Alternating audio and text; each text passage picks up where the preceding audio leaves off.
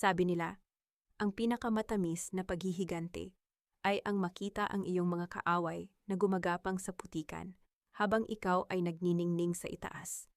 Ngayon, habang pinagmamasdan ko ang nagbabagang abo ng Imperyong Villarreal mula sa bintana ng aking opisina sa Batangas. Hindi tamis ang lasa sa aking bibig. Ito ay kasing lamig ng yelo. Noong gabing iyon, kinuha nila sa akin ang lahat, ang aking dangal, ang aking tahanan, at ang munting anghel na hindi man lang nakahinga sa mundong ito. Ngunit may isang bagay silang nakalimutan. Ako ang utak, ako ang pundasyon. At sa pag-alis ko, dinala ko ang bawat hibla ng liwanag na nagpapatakbo sa kanilang madilim na mundo. May isang sikretong nakabaon sa ilalim ng kanilang mga kasinungalingan. Isang katotohanang sisira sa kanila ng higit pa sa pagkabangkarote at sisiguraduhin kung bawat isa sa kanila ay magbabayad ng interes.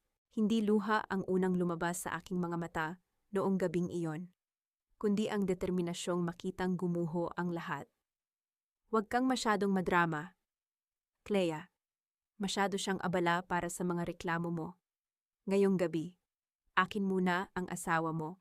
Ang boses na yon mula sa kabilang linya ay parang kutsilyong dumaan sa aking pandinig.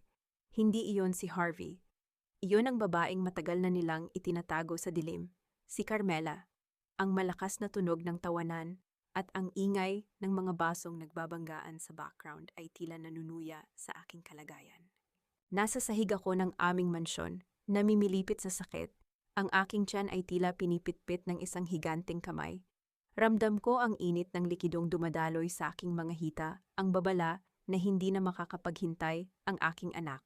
Ngunit ang lalaking nangako na paprotekta sa akin ay nasa isang marangyang hotel sa Manila Bay. Nagdiriwang para sa pagbabalik ng kanyang unang pag-ibig. Harvey, please, ang anak natin. Ang tanging naibulong ko bago maputol ang tawag. Muli kong sinubukang tumayo. Ang bawat galaw ay parang paghatak sa aking mga laman loob. Naririnig ko ang yabag ng mga sapatos sa labas ng aking silid. Ang pag-asa ay muling sumibol sa aking dibdib. Baka sakali, baka kahit kaunti, may malasakit pa sila. Bumukas ang pinto. Pumasok si Doña Elena, ang aking biyenan. Suot ang kanyang mamahaling gown na tila ba handa na ring dumalo sa party. Wala akong nakitang pag-aalala sa kanyang mga mata, kundi pagkabagot at pandidiri. Clea, tama na ang pag-iinarte. Alam kong gusto mo lang sirain ang gabi ni Harvey dahil nandito si Carmela. Isang kahihiyan sa pamilya Villarreal ang ganyang ugali. Wika niya, habang dahan-dahang inaayos ang kanyang perlas na kwintas. Mama, kailangan ko sa ospital. Hindi na ako makagalaw.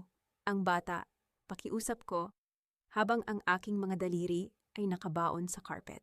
Tiningnan niya ang kanyang relos. Ang driver ay kailangan kong gamitin para pumunta sa hotel. Hindi pwedeng mahuli ang isang Villarreal sa sarili naming selebrasyon. Kung talagang masakit yan, tawagan mo ang mga katulong niyo sa Batangas.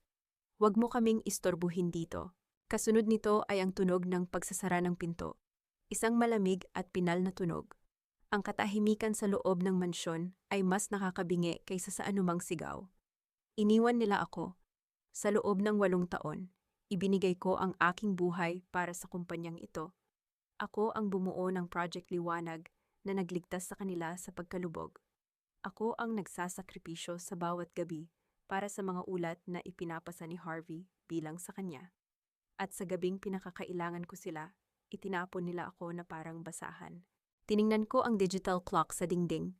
10:00 na ng gabi. Meron lamang akong natitirang 30 minuto ayon sa babala ng aking doktor noong huling check-up. Ang bawat segundo ay tila isang ticking time bomb. Wala nang sasakyan. Ang aking cellphone ay naghihingalo na ang baterya. Sa labas, ang ulan ay nagsimulang bumuhos ng malakas. Tila nakikiramay sa bagyong namumuo sa loob ko. Tumayo ako, hindi dahil sa lakas, kundi dahil sa galit. Isang galit na kasing talas ng kidlat. Kinuha ko ang aking shawl at dahan-dahang lumabas ng bahay. Ang bawat hakbang sa mahabang driveway ng mansyon ay isang parusa. Ang lamig ng ulan ay pumasok sa aking mga buto. Ngunit mas malamig ang pakikitungo ng mga taong itinuring kong pamilya. Pagdating sa kalsada, walang taxi na dumadaan. Ang kalsada ay unti-unti nang binabaha. Sa malayo, nakikita ko ang ningning ng mga fireworks mula sa hotel sa Manila Bay. Ang bawat putok sa langit ay tila sampal sa aking mukha. Nagdiriwang sila habang ako ay naghihingalo sa ulan. Isang lumang tricycle ang huminto sa harap ko. Ang driver, isang lalaking payat na may suot na basang kapote, ay agad na bumaba. "Ma'am, anong nangyari sa inyo? Halika ho. Isasakay ko kayo." Hindi siya taga Villarreal Heights. Isa lang siyang ordinaryong driver mula sa kabilang barangay. Ang taong hindi ko kakilala ang siyang nag-abot ng kamay. Habang ang mga taong pinaglilingkuran ko ay hinayaan akong mamatay. "Sa pinakamalapit na ospital, please." Ang huling nasabi ko bago dumilim ang lahat. Nagising ako sa isang puting silid. Ang amoy ng antiseptic ay sumuot sa aking ilong. Ang katahimikan ay muling bumalot sa akin. Ngunit sa pagkakataong ito, may kasamang kakaibang bigat sa aking tiyan. Isang pakiramdam ng kawalan. Pumasok si Dr. Elias Navarro. Ang kanyang mukha ay puno ng pagod at lungkot. Hindi na niya kailangang magsalita. Ang paraan ng paghawak niya sa kanyang clipboard at ang hindi niya pagtingin sa aking mga mata ay sapat na sagot. "I'm sorry, Clea. Ginawa namin ang lahat. Pero masyadong matagal bago ka nakarating dito." Ang bata, hindi niya kinaya. Tumalikod ang doktor upang bigyan ako ng oras. Inasahan kong iiyak ako. Inasahan kong sisigaw ako hanggang sa mawalan ako ng boses. Pero wala. Ang tanging naramdaman ko ay ang unti-unting pagtigas ng aking puso. Ang bawat emosyon ay naging isang malamig na kalkulasyon. Kinuha ko ang aking cellphone sa side table. May 17 missed calls mula sa ospital para kay Harvey. Walang sumagot. Isang mensahe ang pumasok mula kay Maui, ang aking matalik na kaibigan. "Clea, huwag ka nang mag-eskandalo. Nakita ko si Harvey dito. Mukhang masaya siya. Hayaan mo na muna silang mag-celebrate. Masyado kang possessive. Baka kaya ka iniiwan." Isang mapait na ngiti ang sumilay sa aking mga labi. Maui, ang taong pinagkatiwalaan ko ng aking mga sikreto, ay kasabwat na rin pala. Sila nagbubunyi sa aking pagkawasak. Binuksan ko ang aking laptop na dala ng driver ng tricycle mula sa mansyon bago ako mawala ng malay. Ang aking mga daliri ay hindi nanginginig. Mabilis kong pinasok ang admin codes ng Project Liwanag. Ito ang system na nagkokontrol sa lahat ng logistics, inventory, at financial forecasting ng Villarreal Holdings. Kung wala ito, ang kanilang kumpanya ay isang malaking barkong walang timon sa gitna ng bagyo. Akala nyo ba ay kailangan nyo lang ako bilang asawa? Bulong ko sa hangin, habang ang monitor ay nagbibigay ng pulang babala. Sa loob ng 8 taon, ako ang nagbigay ng liwanag sa inyong pangalan. Ngayon, oras na para maranasan nyo ang dilim. Pinindot ko ang enter. Sa isang saglit, ang lahat ng database ng Villarreal Holdings ay nagsimulang mabura. Ang lahat ng kontrata, ang lahat ng strategic plans na pinaghirapan ko, ay unti-unting naglaho. Ngunit hindi ko ito binura ng tuluyan. Inilipat ko ang lahat sa isang private server na ako lang ang may access. Iniwan ko sa kanila ang isang shell, isang kumpanyang mukhang matatag sa labas, pero bulok na sa loob. Eksaktong pagkatapos ng aking ginawa, bumukas ang pinto ng silid. Pumasok si Harvey, suot pa rin ang kanyang tuksedo, amoy alak at pabango ng ibang babae. Bakas sa kanyang mukha ang inis, hindi ang pag-aalala. "Clea, ano na namang eksena ito? Alam mo bang kailangan kong iwan ang mga investors dahil sa tawag ng ospital na ito?" Sabi ni Mama. "Nag-iinarte ka lang daw dahil kay Carmela. Nasaan ang bata? Gusto ko nang matapos ito para makabalik ako sa hotel." Tumingin ako sa kanya, hindi ko na nakikita ang lalaking minahal ko. Ang nakikita ko na lamang ay isang anino ng pagkakataong sasayangin ko. Dahan-dahan kong kinuha ang maliit na puting kumot na nasa tabi ko, ang kumot na dapat ay magbabalot sa aming anak.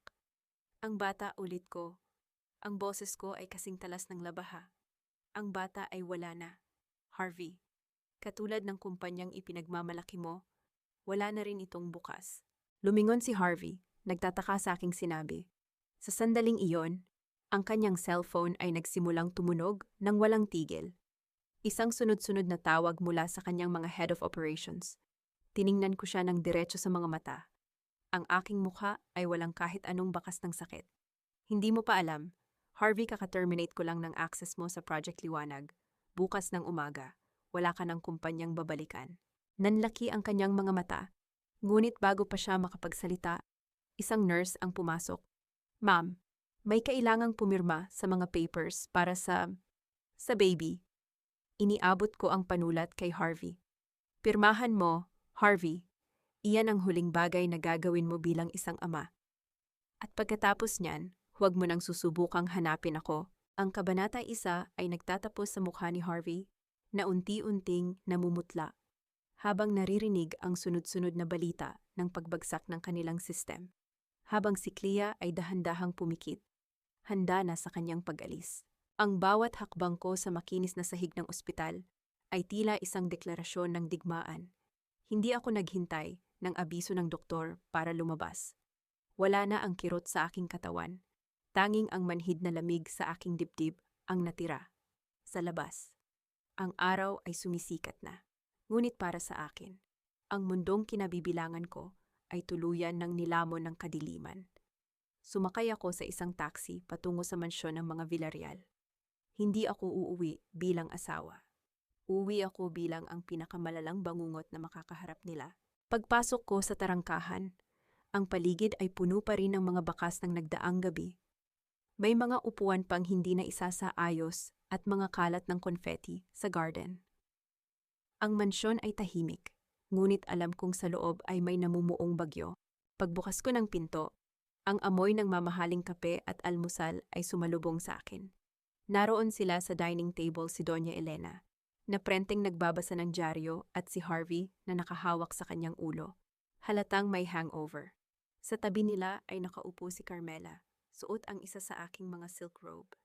Natila ba siya na ang bagong reyna ng tahanang ito? Oh, look who's back!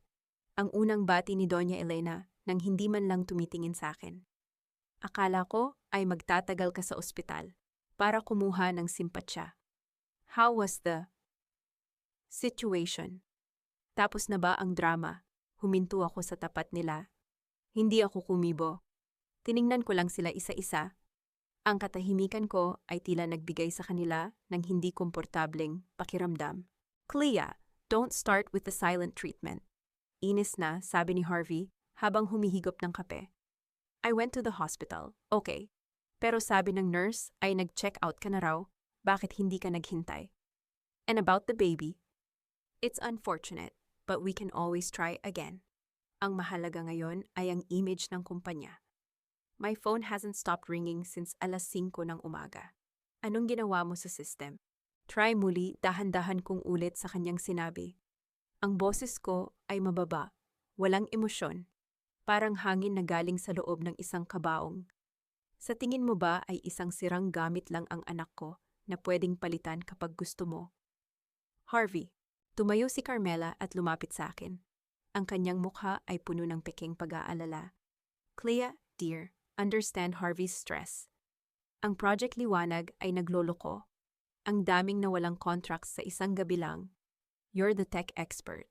Diba ayusin mo na yan para matapos na itong gulo?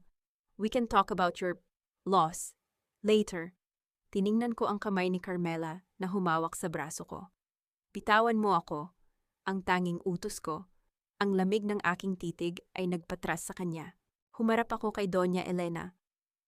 At ikaw, Mama, kagabi, narinig mo ang huling pakiusap ko. Hinayaan mo akong mamatay sa ulan para lang sa isang party. Ngayong umaga, heto ka, nag-aalmusal na parang walang nangyari. Ibinaba ni Doña Elena ang kanyang tasa ng may lakas. Lumikha ito ng matalas na tunog sa lamesa. I did what was best for the family, isang kahihiyan, kung malalaman ng mga investors na ang asawa ng CEO ay nagwawala dahil sa selos habang may malaking event. Kung namatay ang bata, kasalanan mo yun dahil mahina ang katawan mo. Huwag mong isisi sa amin ang kawalan mo ng abilidad na maging isang tunay na Villarreal. Ngumiti ako. Isang maliit, tuyong ngiti na hindi umabot sa aking mga mata. Isang tunay na Villarreal, kung ang ibig sabihin niyan ay ang maging isang taong walang kaluluwa. Pasalamat kayo dahil hindi ako naging katulad nyo. Lumakad ako patungo sa minibar sa gilid ng dining room. Kumuha ako ng isang baso ng mamahaling alak na paborito ni Harvey. Habang pinagmamasdan nila ako, dahan-dahan kong tinanggal ang aking singsing, sa daliri ang simbolong 8 taon kong pinahalagahan. Ang singsing na akala ko ay tadhana. Pero isa lang palang tanikala. Binitawan ko ang singsing sa loob ng baso ng alak. Ang tunog ng pagbagsak nito sa ilalim ng baso ay tila isang tuldok sa aming kasaysayan. Clea, anong ibig sabihin nito? Sigaw ni Harvey. Tumayo na siya at lumapit sa akin. Ayusin mo ang system. Ngayon din, investors are pulling out, ang stock price natin ay bumabagsak. Hindi ko aayusin ang system.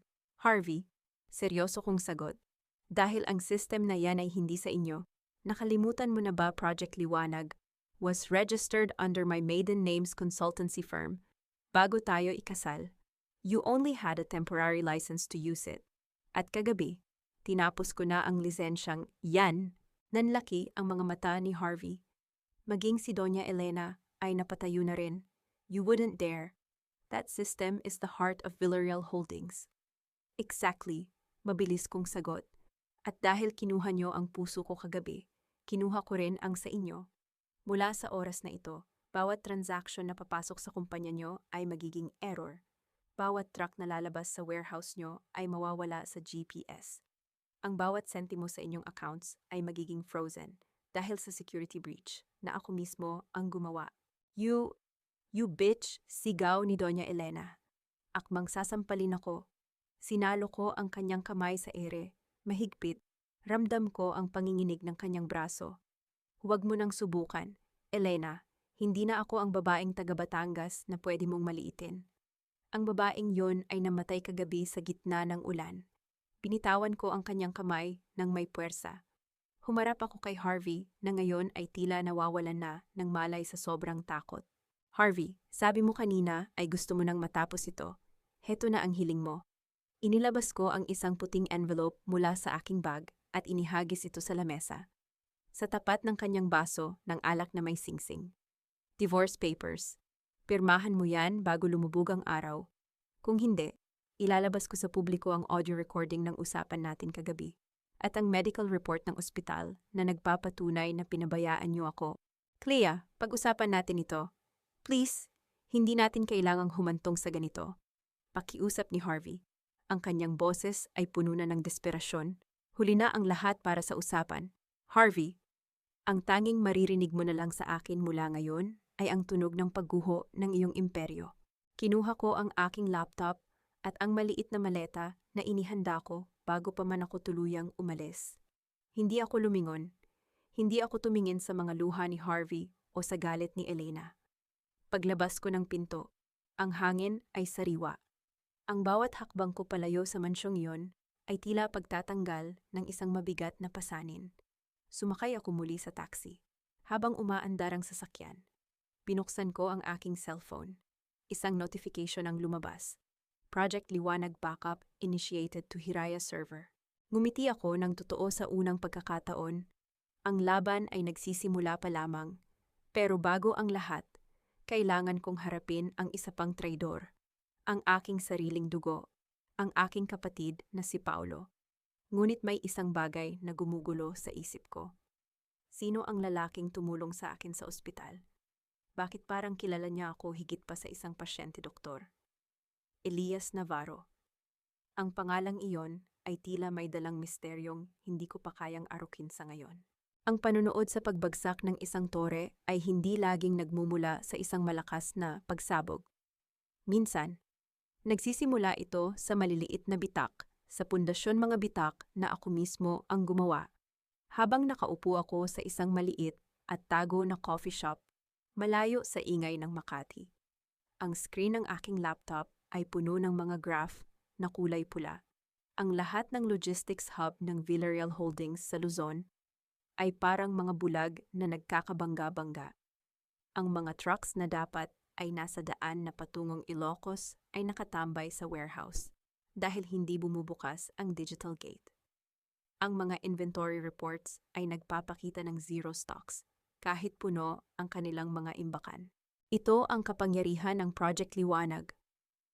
Sa loob ng 8 taon, ito ang naging mata at tenga ng kumpanya. Ngayong binunot ko ang plug. Ang lahat ay bumalik sa panahon ng dilim.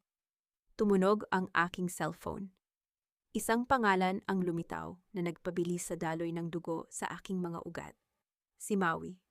Ang babaeng itinuring kong kapatid, ang kasama ko sa lahat ng puyatan noong nagsisimula pa lang kami. Clea, salamat at sumagot ka rin. Ang boses ni Maui ay puno ng pekeng pag-aalala, ngunit ramdam ko ang panginginig ng kanyang tono. Nasaan ka ba nagkakagulo dito sa opisina? Si Harvey ay halos manapak na ng empleyado. Ang board of directors ay nagpapatawag ng emergency meeting.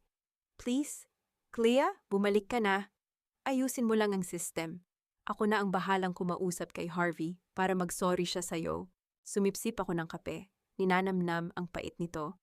Bakit mo kailangang ayusin ang lahat para sa akin? Maui, hindi ba't dapat ay masaya ka dahil wala na ako sa landas nyo? Natigilan siya sa kabilang linya. Anong sinasabi mo, Clea? Magkaibigan tayo? I'm just worried about you. At saka, kailangan ka ng kumpanya. You know I can't handle the high-level encryption of Liwanag. Nag-lock ang system. Clea? Sinusubukan kong pasukin, pero lalong nag-e-error. Siyempre, mag-e-error yan. Dahan-dahan kong sagot habang pinapanood ang isang security footage na nakalagay sa aking screen, isang backdoor access na hindi nila alam na umiiral. Nakikita ko si Maui sa loob ng aking dating opisina, pawis na pawis habang mabilis na nagtatype sa aking keyboard. Dahil ang ginagamit mong access code ay ang luma kong password. Ang password na ibinigay mo kay Carmela kapalit ng pambayad sa utang mo sa sugal. Hindi ba? Ang katahimikan sa kabilang linya ay sapat ng kumpirmasyon. Naririnig ko lamang ang mabilis na paghinga ni Maui. Paano mo? Paano ko nalaman? Putol ko sa kanya. Maui, ako ang gumawa ng system na yan. Akala mo ba ay hindi ko malalaman kung sino ang sumusubok na magnakaw ng data sa kalagitnaan ng gabi? Nakita ko ang login details mo noong nakaraang linggo pa. Nakita ko rin ang mga email nyo ni Carmela. Magkano? Maui, magkano ang halaga ng 8 taon nating pagkakaibigan? Clea, listen. Kailangan ko lang ng pera. Masyadong malaki ang utang ni Paulo sa akin. At ang tanging paraan para mabayaran niya ako ay kung tutulungan ko si Carmela na makuha ang loob ni Harvey. Ang depensa ni Maui ay puno ng pagiging biktima. Ang paborito nilang estilo ng pagmamanipula. Ginawa ko lang yun para sa atin. Para hindi na tayo mahirapan. Para sa atin, natawa ako ng maikli. Isang tunog na walang bahid ng saya. Huwag mo akong idamay sa dumi mo, Maui. Ginamit mo ang kapatid ko. Ginamit mo ang tiwala ko. At ngayon, ginagamit mo ang pangalan ko para iligtas ang sarili mo sa galit ng mga Villarreal. Clea, please, galit na galit si Doña Elena. Sinabi ko sa kanila na kaya kong ayusin ito, pero ayaw gumana. Kapag hindi ito naayos sa loob ng 2 oras, kakanselahin ng San Miguel ang contract natin. Mawawalan tayo ng bilyon. Mawawala sila ng bilyon. Maui, hindi tayo. Pagtatama ko sa kanya. Dahil wala na ako sa kumpanyang yan. At ikaw, good luck sa pagpapaliwanag kay Elena kung bakit hindi mo magawa ang ipinangako mo. Isang paalala lang, Maui, ang Project Liwanag ay may logic bomb. Ang bawat maling password na ipapasok mo ay lalong magbubura sa mga backup files ng kumpanya. Sa huling bilang ko, 3 subok na lang ang natitira sa iyo bago tuluyang maglaho ang lahat ng financial records nila sa taong ito. Clea, huwag mong gawin ito, sigaw ni Maui. Pero bago pa siya makadagdag ng kahit ano, pinindot ko na ang end call. Binitawan ko ang aking phone sa lamesa. Ramdam ko ang pagbilis ng tibok ng aking puso. Hindi dahil sa takot, kundi dahil sa adrenaline ng tagumpay. Ang unang bitak ay naging isang malaking guwang na, sa screen ng aking laptop, nakita ko ang isang internal memo na kakalabas lang sa network ng Villarreal Holdings. Urgent, all operations suspended until further notice. System breach detected. Ngumiti ako. Ang ganti ay hindi kailangang maging maingay. Minsan, sapat na ang isang simpleng code para mapatigil ang buong mundo ng mga taong nagnakaw ng sayo. Tumayo ako at inayos ang aking gamit. Kailangan ko nang umalis sa coffee shop na ito. Ngunit bago ako makalabas, isang notification ang pumasok sa aking private email. Galing ito kay Dr. Elias Navarro. Subject your medical records and a little help. Clea, I have the evidence of what happened that night. They are trying to wipe the hospital's CCTV, but I already saved a copy. Let me know when you're ready to use it. Napatigil ako sa may pinto. Bakit tinutulungan ako ng doktor na ito? Ano ang kapalit? Sa mundong kinagisnan ko, walang libre. Pero sa ngayon, ang kanyang tulong ay ang alas na kailangan ko para tuluyang ibaon si Elena at Harvey. Paglabas ko ng shop, ang mainit na hangin ng Manila ay sumalubong sa akin. Ngunit sa gitna ng init, nakatanggap ako ng isa pang balita mula sa aking financial tracker. Ang lahat ng credit lines ng Villarreal Holdings sa 3 malalaking bangko ay opisyal ng under review dahil sa kawalan ng maipakitang real-time financial data. Ang dugo ng kumpanya, ang daloy ng pera ay unti-unti nang tumitigil. Ang imperyong itinayo sa ibabaw ng aking mga sakripisyo ay nagsisimula na ring gumuho sa ilalim ng sarili nitong bigat. At ang susunod kong pupuntahan ang ugat ng lahat ng sakit. Ang aking kapatid, si Paulo. Sinasabi nila na ang dugo ay mas malapot kaysa sa tubig. Ngunit sa mundong puno ng kasakiman, ang dugo ay nagiging lason na unti-unting pumapatay sa tiwala. Habang nakatayo ako sa harap ng pintuan ng condo unit, na ako mismo ang nagbayad, hindi pagmamahal ang nararamdaman ko. Tanging ang bigat ng 8 taong sakripisyo ang tila sumasakal sa akin. Ipinagpalit ko ang aking pangarap na mag-aral sa ibang bansa upang matustusan ang pag-aaral ng aking bunsong kapatid na si Paulo. Ibinigay ko ang lahat para magkaroon siya ng magandang kinabukasan. Sa pag-asang siya ang magiging kakampi ko sa gitna ng malupit na pamilya Villarreal.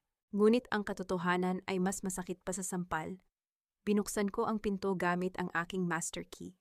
Ang bumungad sa akin ay ang amoy ng mamahaling sigarilyo at alak. Nakita ko si Paulo na nakasalampak sa sofa, abala sa kanyang cellphone, at may mga bagong gamit na nakakalat sa paligid mga gamit na alam kong hindi niya kayang bilhin gamit ang kanyang maliit na allowance. Clea, bakit hindi ka kumakato? Ang unang bungad niya ay hindi kumusta, kundi inis. Saka, anong nangyari sa credit card na binigay mo? Na-decline ako kanina sa mall. Nakakahiya sa mga kaibigan ko. Ayusin mo naman yan agad. Dahan-dahan kong ibinaba ang aking bag sa mesa. Tiningnan ko siya ng diretso sa mga mata. Wala na akong aayusin. Paulo, wala na ring credit card na gagana. Napatayo siya. Ang kanyang mukha ay namula sa galit. Anong ibig mong sabihin? Kailangan ko ng pera. May mga utang akong dapat bayaran sa business partners ko. Huwag mo naman akong ipahiya sa mga Villarreal. Sabi ni Doña Elena. Kapag naging maayos ang lahat, bibigyan niya ako ng pwesto sa kumpanya. Business partners o utang sa sugal. Ang boses ko ay kalmado, ngunit bawat salita ay parang hagupit ng latigo. Alam ko ang lahat, Paulo. Alam ko ang tungkol sa mga gabi mo sa kasino sa Pasay.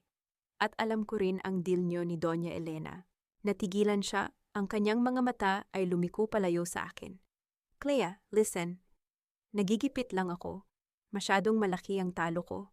Tinulungan lang ako ni Doña Elena.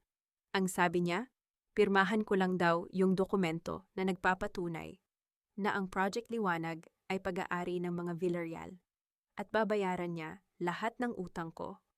Isang pirma lang yon. Clea, marami ka namang ibang project. Di ba bakit pa pinagdadamot mo pa sa pamilya natin? Pamilya natin, lumapit ako sa kanya. Ang bawat hakbang ko ay tila pagguho ng kanyang mundo. Ang pamilyang sinasabi mo ay ang pamilyang iniwan ako sa ulan habang namamatay ang anak ko. Ang pamilyang nagnakaw ng 8 taon ng buhay ko. At ikaw, Paulo, ikaw ang tumulong sa kanila para ibaon ako. Hindi ko naman alam na mamamatay ang bata. Sigaw niya, pilit na itinatago ang konsensya sa likod ng galit. Saka, buhay ka pa naman. Diba pwede ka pang magkaanak muli? Pero ang utang ko, kapag hindi ko nabayaran, baka mapatay ako ng mga pinagkakautangan ko. Mas mahalaga ba ang system na yan kaysa sa buhay ng kapatid mo? Sa sandaling iyon, naramdaman ko ang huling hibla ng pagmamahal ko para sa kanya na tuluyang naputol. Hindi siya biktima. Siya ay isang linta na nabubuhay sa pawis at dugo ko. At ngayon ay handa na rin siyang ubusin ang aking kaluluwa. Sa loob ng 8 taon, Paulo, naging magulang ako sa iyo. Pinili kong magtrabaho para sa isang pamilyang kinasusuklaman ko para lang makuha mo ang lahat ng gusto mo. Ang boses ko ay naging kasing lamig ng semento. Ngunit ngayong araw, tapos na ang obligasyon ko. Ang kondo na ito ibinalik ko na ang lease sa landlord. Ang sasakyan mo pinahatak ko na kaninang madaling araw. At ang mga utang mo, bahala ka sa buhay mo. You can't do this to me, kapatid mo ako. Habang nagsisigaw siya, sinubukan niyang hawakan ang braso ko. Pero mabilis ko siyang naitulak palayo. Wala na akong kapatid. Ang pinal kong sagot. Ang kapatid ko ay namatay kasama ng anak ko noong gabing yon. Ang kaharap ko ngayon ay isang estranghero na nagbenta sa akin para sa pera. Kinuha ko ang isang brown envelope mula sa mesa. Heto ang kopya ng recorded conversation yun ni Doña Elena. Inamin mo rito na ikaw ang nag-fake ng signature ko sa ilang dokumento kapag narinig ito ng pulis. Hindi lang utang ang poproblemahin mo. Rehas ang babagsakan mo. Napaluhod si Paulo sa sahig. Ang kanyang kayabangan ay napalitan ng takot. Clea, please, huwag mong gawin ito. Maawa ka sa akin. Gagawin ko ang lahat. Babawi ako. Kakausapin ko si Doña Elena. Sasabihin ko ang totoo. Huli na ang lahat. Paolo, ang katotohanan ay hindi na kailangan ng mga Villarreal ngayon. Dahil ang kumpanya nila ay guguho na rin. Tumalikod ako at naglakad patungo sa pinto.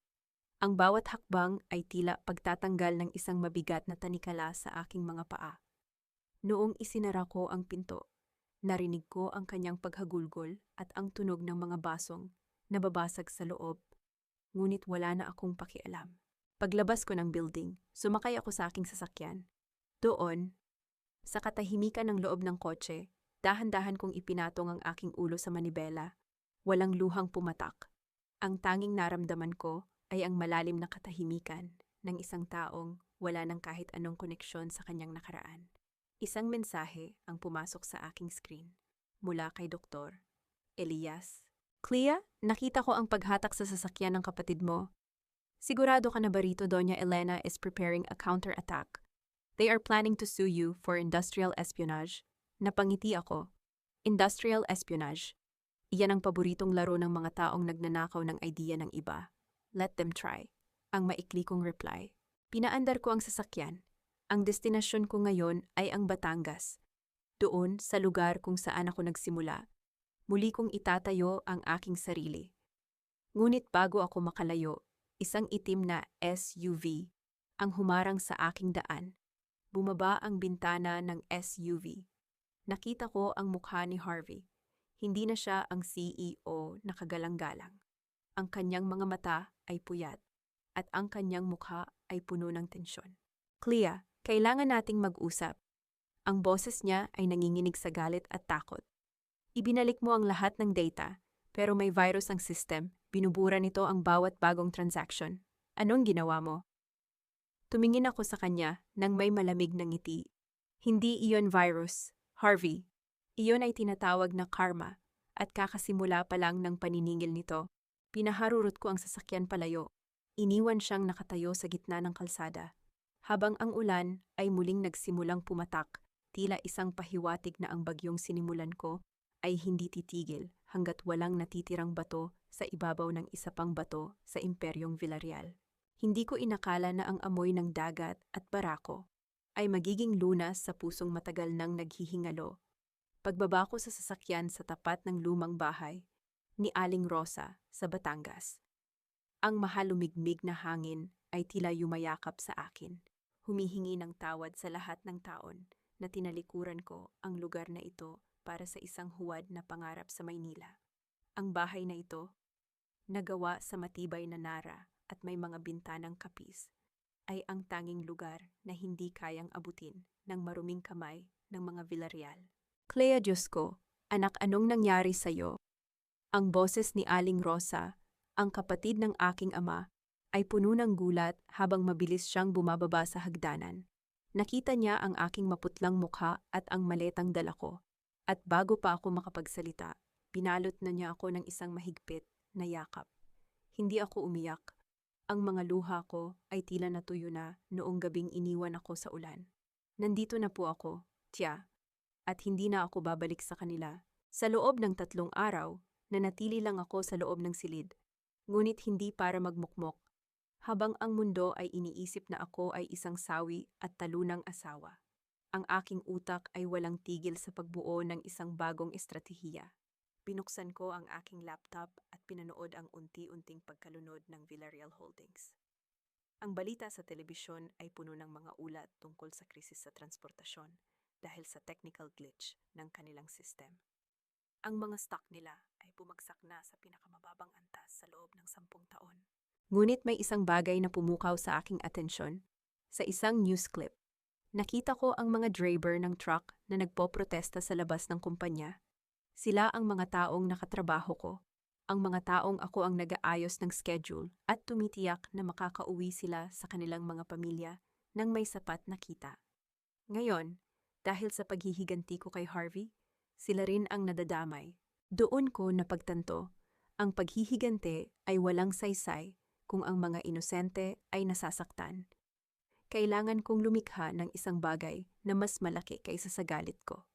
Isang hapon, habang naglalakad ako sa Pampang, nakita ko ang grupo ng mga kababaihan na naghihintay sa pagdating ng mga bangka.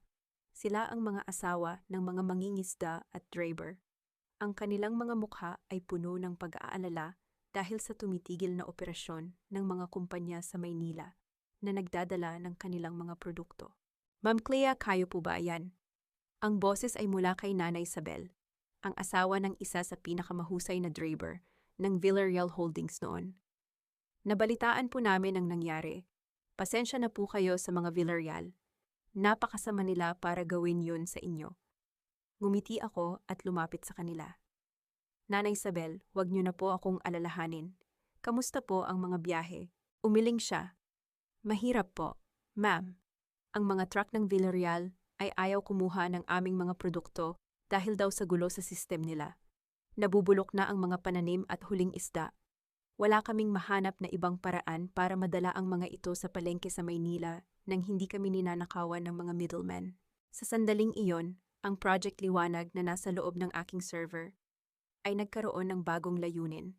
Hindi na ito isang tool para payamanin si Harvey. Ito ay magiging sandata para sa mga taong ito. Magtitipon-tipon tayo bukas sa plaza. Ang sabi ko nang may buong kumpiyansa. Bubuo tayo ng sarili nating sistema.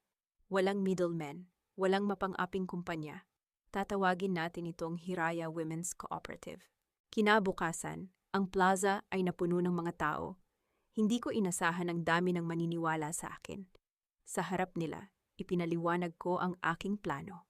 Gagamitin natin ang teknolohiya para direktang ikonekta ang mga magsasaka at mangingisda sa mga mamimili sa Maynila.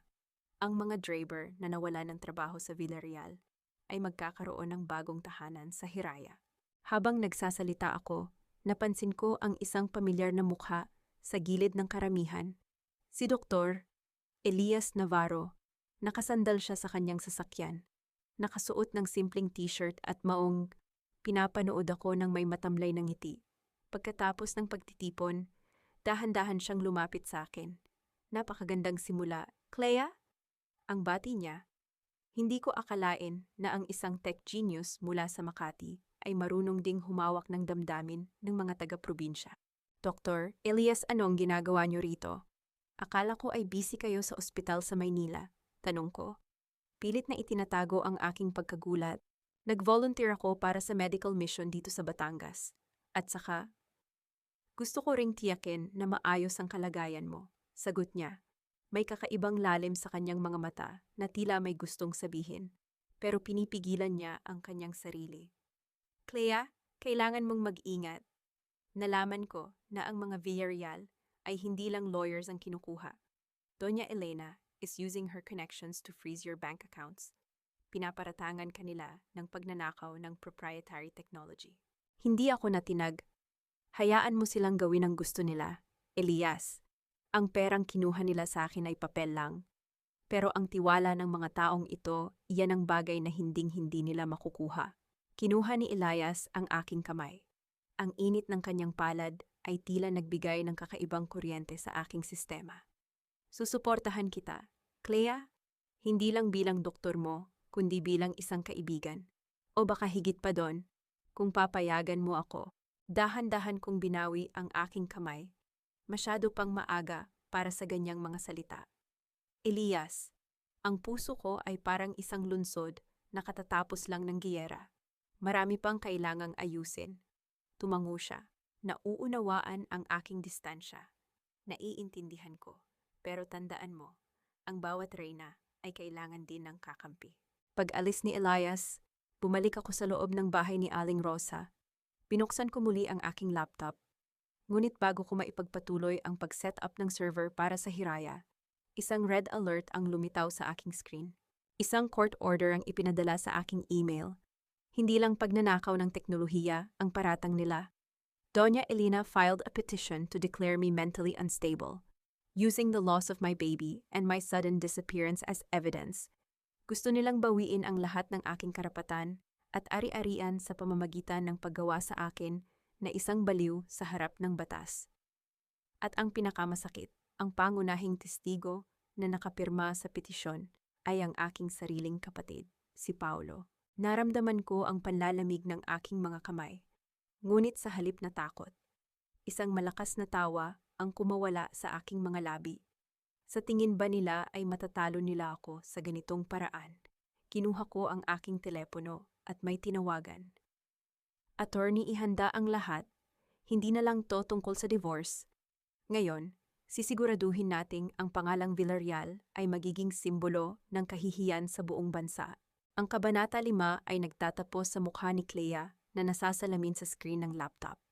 Ang kanyang mga mata ay nagniningning sa galit, habang sa labas ay naririnig ang tunog ng mga alon na humahampas sa dalampasigan, isang babala na ang tunay na unos ay paparating na.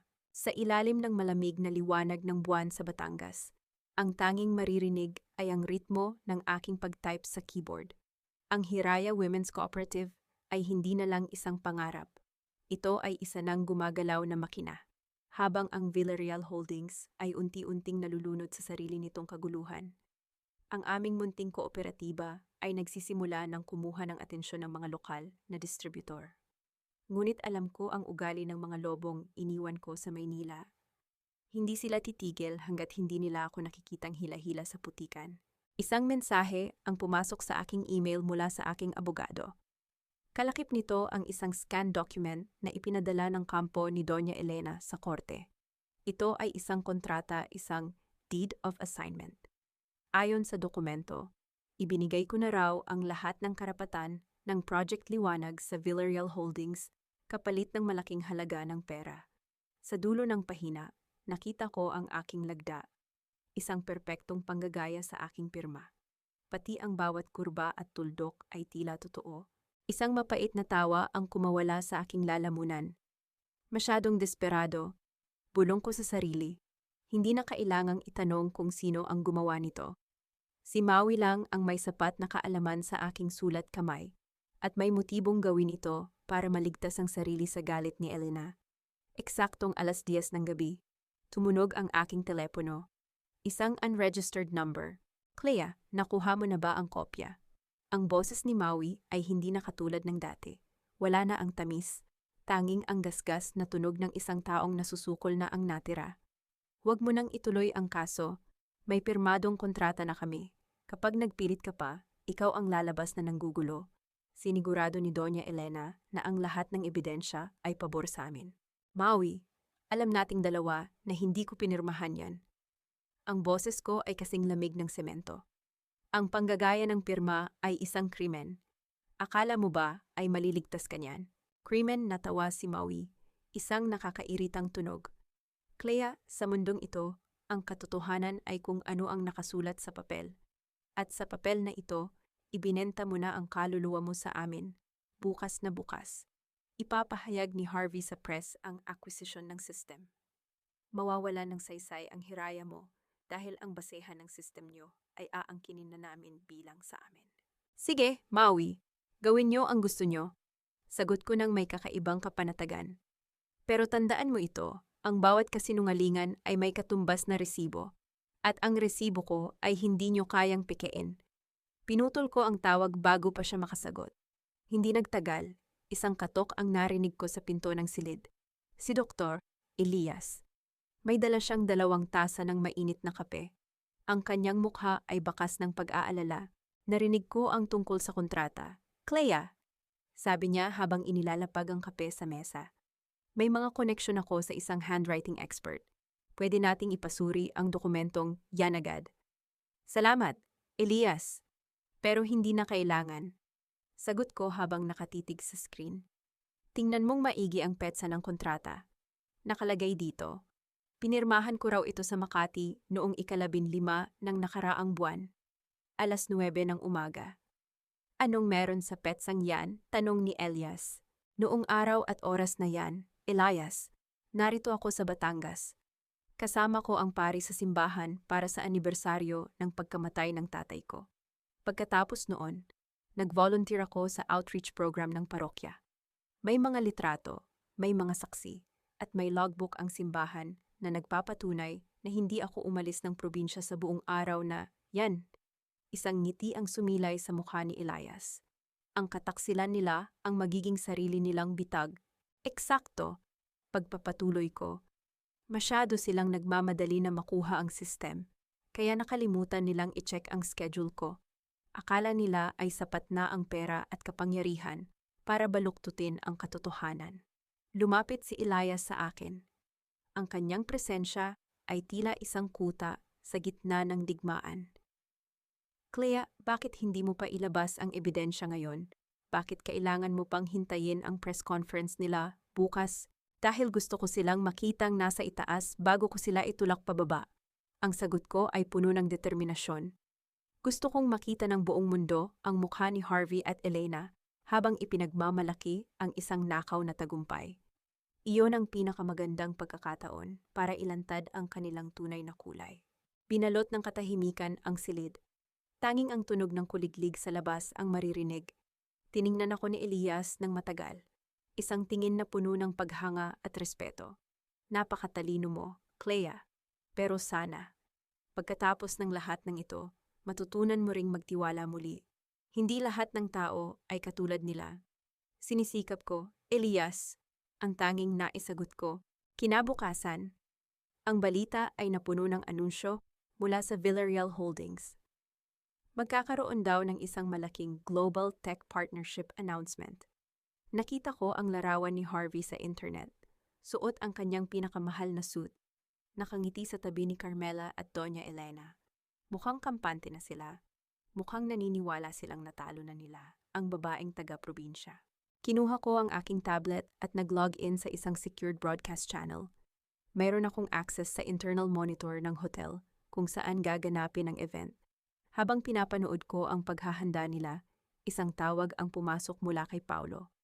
Ang aking kapatid. Clea, please. Tumakas ka na. Ang boses niya ay puno ng takot. Narinig ko si Doña Elena. Kapag natapos ang press conference, ipapadala nila ang mga pulis sa Batangas para arestuhin ka. Sinuhulan nila ang ilang opisyal. Hindi ka mananalo. Clea, maawa ka sa sarili mo. Paulo, hanggang ngayon ba ay hindi mo pa rin ako kilala? Tanong ko ng may halong pait.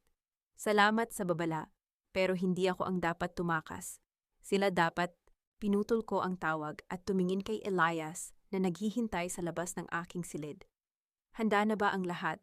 Tumango siya. Ang media partners natin sa Batangas at ang legal team ay handa na sa signal mo.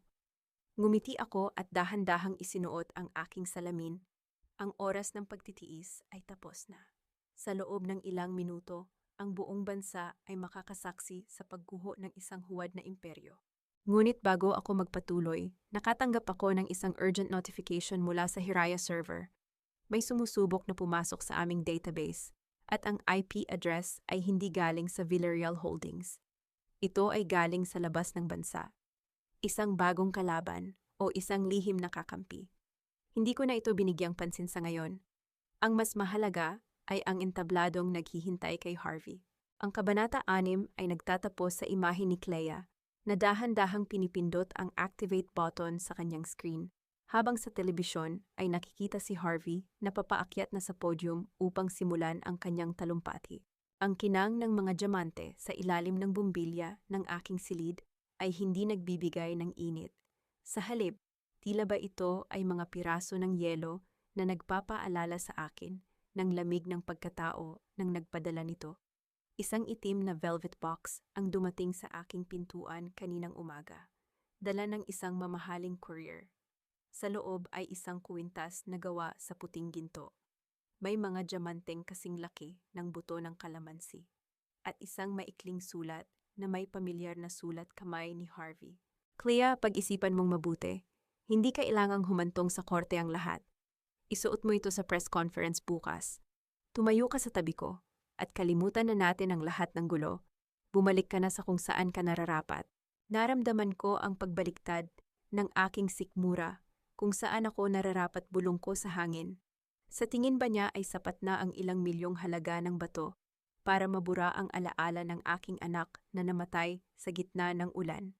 Sa tingin ba niya ay ang pwesto sa tabi niya, ang pwestong puno ng panlilinlang at pagtataksil ang nararapat sa akin? Isinara ko ang kahon nang may matunog na pagbagsak ng takip nito. Hindi ako biktima na kailangang suhulan. Ako ay isang reynang naghahanda para sa kanyang huling hakbang. Kinabukasan, sa gitna ng plaza ng Batangas, hindi press conference ng mga Villarreal ang nagaganap. Idinaos namin ang unang malaking fundraiser ng Hiraya Women's Cooperative. Ang layunin ang makalikom ng pondo para sa ilaw para kay nanay. Ang aming programang magbibigay ng libreng transportasyon at medical assistance para sa mga buntes sa malalayong barangay. Mga kasama, ang proyektong ito ay para sa bawat ina na natatakot na mag-isa sa gitna ng gabi. Ang boses ko ay umalingaw-ngaw sa speaker system, matatag at walang panginginig. At para masimulan ang ating pondo, mayroon tayong espesyal na item para sa ating auction. Inilabas ko ang itim na velvet box. Ang mga tao ay napasinghap nang makita ang kumikinang na kuwintas. Sa gilid ng entablado, nakita ko si Dr. Elias na nakangiti. Tila ba alam na niya ang susunod kong gagawin? Ang kuwintas na ito ay donasyon mula sa isang taong nagnanais na bumalik ako sa dati kong buhay. Patuloy ko, habang ang bawat salita ay may halong pait na miron. Ngunit dahil ang hiraya ay tungkol sa pag-unlad at hindi sa pagbalik sa nakaraan, ibebenta natin ito sa pinakamataas na presyo. Ang bawat sentimo ay mapupunta sa ating klinika. Nagsimula ang bid. Ang mga lokal na negosyante at ilang kaibigan ni Elias mula sa Maynila ay nagpataasan ng halaga. Ngunit sa gitna ng ingay, isang marangyang puting sasakyan ang huminto sa gilid ng plaza. Bumaba si Harvey. Kasunod si Carmela na suot ang isang mamahaling designer dress. Naglakad sila patungo sa entablado. Ang mga tao ay dahan-dahang tumabi upang bigyan sila ng daan. Ang mukha ni Harvey ay pula sa galit habang nakatitig sa kwintas na hawak ko. Clea, ano ang sa tingin mo ang ginagawa mo, sigaw ni Harvey nang makalapit siya sa ibaba ng entablado? Ibinigay ko sa iyo yan bilang tanda ng kapayapaan. Hindi para gawin mong palengke ang plaza na ito. Tumitig ako sa kanya mula sa itaas ng stage. Hindi ko binaba ang aking tingin. Harvey, ang kapayapaan ay hindi binibili. Ito ay pinaghihirapan. At dahil hindi ko naman kailangan ng alahas mo, naisip ko na mas makikinabang ang mga nanay dito sa Batangas kung gagawin nating pera ang lason na ito. Lason, singit ni Carmela. Ang kanyang boses ay matinis at puno ng pangungutya. That necklace cost 5 million pesos. Clea, isang taon mong sahod sa Hiraya bago mo mabili yan. Napaka-ungrateful mo naman. 5 million na pangiti ako ng malamig. Kung ganon, bakit hindi mo simulan ang bidding, Carmela? Sabi mo ay bagay sa iyo ang mga gamit ko. Di ba pati nga asawa ko, kinuha mo? Baka gusto mo ring bilhin ang alahas na ito para tuluyan mo ng maangkin ang lahat ng iniwan ko. Napahiya si Carmela sa harap ng maraming tao. Ang mga bulong-bulungan sa paligid ay nagsimulang lumakas. Marami sa mga taga-Batangas ang nakakaalam ng kwento ng pagtataksil ni Harvey. At ang makita ang kabit sa harap nila ay nagbigay ng matinding tensyon. "I'm buying it," sigaw ni Harvey. Kinuha niya ang kanyang checkbook. 5 million pesos. Ibibigay ko ang pera. Ibalik mo lang sa akin ang kwintas na, yan. Ayaw kong makita ang gamit ng pamilya Villarreal na pinagpipistahan ng mga taong ito. 5 million? Going once. Ang sabi ko, hindi pinapansin ang kanyang pangiinsulto. Going twice. 6 million. Ang boses ay mula sa likuran. Lahat ay lumingon. Si Dr. Elias Navarro ang nagtaas ng kamay. Tumingin si Harvey kay Elias nang may matinding galit. "Sino ka ba, isang hamak na doktor sa probinsya? Sa tingin mo ay may 6 milyon ka." "Mayroon ako, Mr. Villarreal." Kalmadong sagot ni Elias habang naglalakad patungo sa entablado. "At hindi lang 6 milyon ang ibibigay ko. Ibibigay ko rin ang lahat ng ebidensya ng kapabayaan nyo noong gabing mawala ng anak si Clea. Kung sakaling balak nyo siyang takutin gamit ang mga abogado nyo." Natahimik ang buong plaza. Ang pangalan ni Harvey Villarreal ay tila naging kasing dumi ng putik sa bawat segundong lumilipas. Hindi nakapagsalita si Harvey.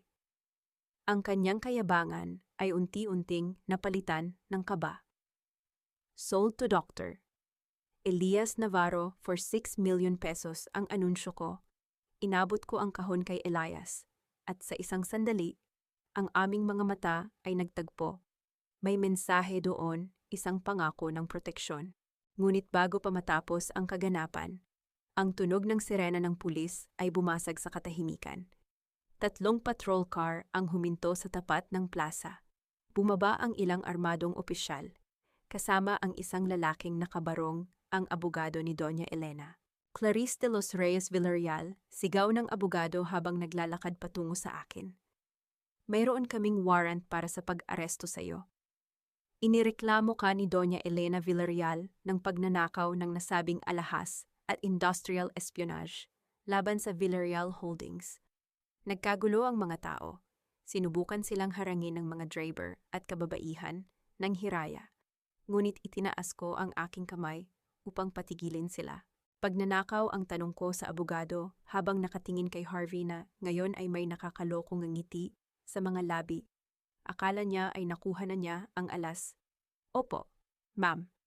Ang kuwintas na iyan ay kabilang sa mga ari-arian ng pamilya Villarreal na hindi mo ipinaalam ang pagkuha."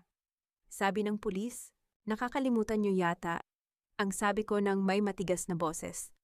"Ang kuwintas na ito ay ipinadala sa akin ni Harvey kahapon. Mayroon akong CCTV footage ng courier. Mayroon akong pirmadong delivery receipt. At higit sa lahat, inilabas ko ang aking cellphone at pinindot ang play sa speaker system." Ang boses ni Harvey ay umalingaw-ngaw sa buong Plaza Clea. "Pag-isipan mong mabuti. Isuot mo ito sa press conference bukas. Kalimutan na natin ang lahat ng gulo." Isang voice recording mula sa security pen na nakatago sa box na ipinadala niya. Tumingin ako sa pulis. Ngayon, sino ang nagnakaw? Ang lalaking nagbigay ng regalo o ang babaeng ginamit ang regalo para sa charity? At tungkol naman sa industrial espionage, ngumiti ako ng nakakatakot. Bukas sa press conference, makikita niyo kung sino ang tunay na magnanakaw ng teknolohiya. Huwag niyo siyang pakinggan. Arestuhin niyo na siya, sigaw ni Harvey. Halatang desperado na. Hahawakan na sana ako ng pulis nang humarang si Elias. "Sandali lang. Hindi niyo siya pwedeng dalhin ng walang tamang proseso. At mayroong kaming countercharge na isasampa ngayong oras din." Sa gitna ng tensyon, isang itim na van ang huminto at bumaba ang mga tauhan mula sa National Bureau of Investigation (NBI). Lumapit sila sa abogado ni Doña Elena at kay Harvey. "Mr. Harvey Villarreal, mayroon kaming utos na imbestigahan ang inyong kumpanya tungkol sa falsification of public documents at tax evasion base sa mga ulat na natanggap namin mula sa isang anonymous source." Nalaglag ang balikat ni Harvey. Tumingin ako sa kanya. Ang aking mukha ay walang kahit anong awa, ngunit sa gitna ng komosyon, napansin ko ang isang bulto sa dilim ng malalaking puno sa gilid ng plaza. Isang lalaking naka-hoodie, may hawak na kamera, at mabilis na umalis nang makitang nakatingin ako. Sino siya? At ano ang kinalaman niya sa hacker na sumusubok na pasukin ang Hiraya server? Ang panunood sa pagbagsak ng isang tao ay hindi laging nagbibigay ng kasiyahan, lalo na kung ang taong iyon ay minahal mo ng buong buhay. Ngunit habang pinagmamasdan ko ang mga tauhan ng NBWAR na inaakay si Harvey patungo sa kanilang sasakyan sa gitna ng plaza ng Batangas, wala akong naramdamang pagsisisi. Ang bawat hakbang niya palayo ay tila pagtatanggal ng mga tinik sa aking lalamunan. Ang mukha ni Harvey ay hindi na maipinta. Ang dating CEO na mayabang at mapagmataas ay mukha na ngayong basang sisiw na hindi alam ang gagawin. Si Carmela, sa kabilang dako, ay mabilis na lumayo sa gulo. Nakita ko kung paano niya binitiwan ang braso ni Harvey nang dumating ang mga awtoridad. Doon ko napatunayan ang aking hinala si Carmela ay hindi narito para kay Harvey. Narito siya para sa trono. At ngayong umuuga na ang trono, handa na siyang tumalon sa ibang barko. Clea, hindi pa ito tapos, huling sigaw ni Harvey bago sumara ang pinto ng itim na van. Lalabas ako rito, sisiguraduhin kong babalik ka sa putikan kung saan kita kinuha. Hindi ko siya sinagot. Tiningnan ko lang ang papalayo nilang sasakyan hanggang sa maglaho ang ingay ng kanilang sirena. Ang katahimikan ay muling bumalik sa plaza, ngunit ito ay isang katahimikang puno ng paggalang mula sa mga tao sa paligid. Maayos ka lang ba? Clea, tanong ni Elias na nasa tabi ko pa rin. Ang kanyang presensya ay tila isang matibay na pader na humaharang sa anumang masamang hangin. Ayos lang ako, Elias. Salamat sa tulong mo kanina. Ang 6 na milyong donasyon mo ay malaking tulong para sa mga pasyente natin. Tugon ko, bagaman ang aking isip ay nasa ibang bagay. Pero alam kong hindi rito titigil si Elena. She's a survivor. Gagawin niya ang lahat para malinis ang pangalan ng pamilya nila. Alam ko, seryosong sagot ni Elias. Kaya naman mayroon akong gustong ipakita sa iyo. Hindi lang ito tungkol sa tax evasion o pagnanakaw ng system. Ito ay tungkol sa nangyari sa ospital noong gabing mawala ang anak mo. Inakay ako ni Elias patungo sa kanyang sasakyan kung saan inilabas niya ang isang asul na folder. Sa loob ay mga internal log ng ospital na hindi inilabas sa publiko. Nakita ko ang pangalan ni Doña Elena sa listahan ng mga tumawag sa head of security ng ospital bago pa man ako dumating sa emergency room. Anong ibig sabihin nito? Tanong ko. Ang aking mga kamay ay nagsimulang manginig sa galit. Ipinag-utos ni Doña Elena na i-delay ang pagpasok sa iyo sa operating room. Paliwanag ni Elias, ang kanyang boses ay puno ng pait. Sabi niya sa head of security, huwag munang magpapasok ng kahit sinong pasyente na may kinalaman sa pamilya Villarreal hanggat hindi niya ito personal na nako-confirm. Dahil doon, ang triage nurse ay nag-atubiling asikasuhin kaagad. Nawalan tayo ng mahahalagang minuto. Clea, minutong sana ay nagligtas sa anak mo. Nabitawan ko ang folder. Ang bawat piraso ng papel ay nagkalat sa sahig ng sasakyan. Hindi lang pala kapabayaan ang nangyari. Ito ay isang planadong pagpatay. Hindi niya lang ako gustong saktan. Gusto niyang burahin ang anumang bakas ko sa kanilang pamilya. Kahit pa ang sarili niyang apo. Ang hayop na yon, ang tanging naisambit ko. Ang galit na akala ko ay kontrolado ko na ay muling sumabog na parang bulkan. Sa gitna ng aking emosyon, tumunog ang aking laptop sa loob ng bag. Isang security alert mula sa Hiraya server. Ang hacker ay muling sumusubok na pumasok. At sa pagkakataong ito, nag-iwan siya ng isang mensahe sa screen. Huwag kang tumingin sa nakaraan. Clea, tumingin ka sa ilalim ng pundasyon. Ang tunay na kaaway ay wala sa Manila. Narito siya sa Batangas. Napatigil ako? Elias, kailangan nating bumalik sa bahay ni Aling Rosa. Ngayon din, habang pabalik kami, hindi mawala sa isip ko ang mensahe. Sino ang taong nasa Batangas na may kakayahang kalabanin ang Hiraya? At bakit niya ako binabalaan? Pagdating namin sa bahay, ang lahat ay tila normal. Ngunit sa likod ng bahay, nakita ko si Paolo na nakaupo sa ilalim ng puno ng mangga. Nakayuko at tila nagdarasal.